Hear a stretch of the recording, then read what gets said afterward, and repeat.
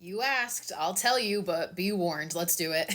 Audition is about this man named Shigeharu, and it opens up with showing us that his wife passes away, which leaves him and his young son Shigehiko by themselves. So we fast forward 8 years, and Shigehiko's a teenager, and he tells his dad, like, you really should think about getting remarried. Like, you haven't been with anybody since mom. So one night, Shigeharu tells his friend Yoshikawa about this, and he happens to be a film producer. And Yoshikawa is like, why don't we hold a fake casting call, and in reality, it's an audition for your new wife. So he gives Shigeharu all these files and makes him narrow it down to 30 candidates. So Shigeharu narrows it down, and he is like immediately entranced by this one applicant named Asami. So he tells Yoshikawa, like, that's the one. But Yoshikawa is like, there's something wrong with this girl. I can't necessarily put my finger on it, but I don't like it. But of course, Shigeharu doesn't fucking listen. Yoshikawa's suspicions are furthered when he tries to call Asami's references and this music director that she says she works for, and none of them fucking exist. And in fact, this music director or producer is missing. But Shigeharu simply does not care and decides that he is going to pursue her anyway. However, back in Asami's apartment, we see her sitting by her phone for 4 days after the audition, not moving.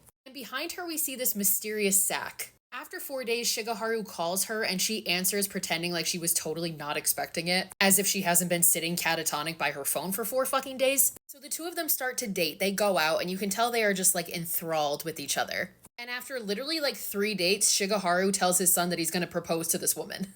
And he takes her to this seaside hotel to do that. Now, Shigeharu is talking to Asami about all these plans, like, okay, we can do this and this tonight. If we leave now, we can get here. She proceeds to just take all of her clothes off silently and get in bed and call him over. And she shows him these burn scars that she has on the inside of her thigh. And she tells him, I want to be with you. I want to do this, but first I need you to pledge your love to me and only me. So he does, and the two of them do it, but then he falls asleep, and when he wakes up the next morning, Asami is gone, nowhere to be found.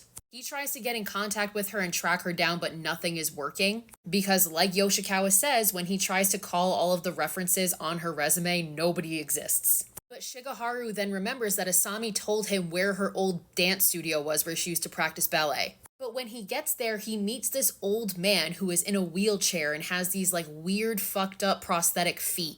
A little bit later on, we find out that this man actually abused Asami when she was a child, and he is the one that gave her those burn scars on her thigh. Shigeharu's next stop is the bar that Asami told him that she worked at with her friend. But when he gets there, he sees this man who tells him that the bar has been closed and abandoned for a year since the owner was dismembered. They found the owner's body parts, but they also found 3 extra fingers, an extra ear, and an extra tongue that did not belong to this guy, and they still don't know whose it was. Shigeharu is so terrified by this that when he looks in the corner, he like hallucinates these body parts on the ground. Back at Shigeharu's house, we see a POV of somebody entering. And they go up to Shigeharu's room where they see a photo of his late wife on his desk. And then we see this mysterious POV going for this bottle of alcohol that Shigeharu drinks every night. So when Shigeharu comes home, he goes to have his drink per usual, but he starts feeling really woozy. And he passes out, and he starts to have these hallucinations, which really are just flashbacks that tell us the parts that we've been missing. Because now we're back in Asami's apartment, and this sack, which had moved earlier, opens up to reveal that there is a man in here, and it's the music producer that Asami had talked about earlier, and this is why he's missing. And we see that this man is missing 3 fingers, an ear, and a tongue, so that's where those things came from.